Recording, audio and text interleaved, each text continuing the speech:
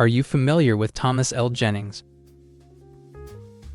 Thomas L. Jennings was born on January 1, 1791, as a free man in New York City, New York. In his early 20s, he became a tailor, but then opened a dry cleaning business in the city. Jennings was dissatisfied with traditional methods of cleaning clothing, which gave him the motivation to experiment with new techniques. His dry scouring method allowed clothing to get clean without damage from water soaking through the fibers. The patent to Jennings generated considerable controversy during this period. Slaves at this time could not patent their own inventions.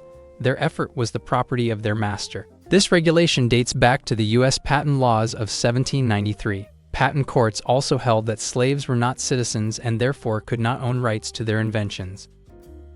Thomas Jennings, however, was a free man and thus was able to gain exclusive rights to his invention and profit from it. This made Jennings likely to be the first black individual in the U.S. to receive a patent. Under the Patent Act of 1793, a person had to sign an oath declaring that he was a citizen of the U.S. Therefore, the patent recognized Jennings as a citizen, which was a rare designation for a black person at the time. The details of Jennings' method and patent are unknown due to it being part of a group of approximately 10,000 ex-patents issued by the U.S. Patent and Trade Office between 1790 and 1836 that were all lost to a fire at a hotel in Washington, D.C., where the patent files were temporarily being stored.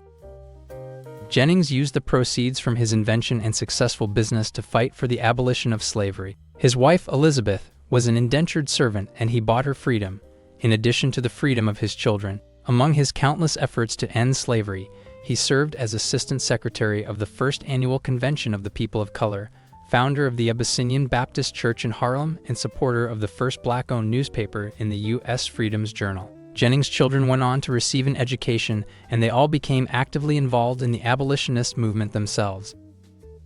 Learn more from Black Past and Lemelson, MIT.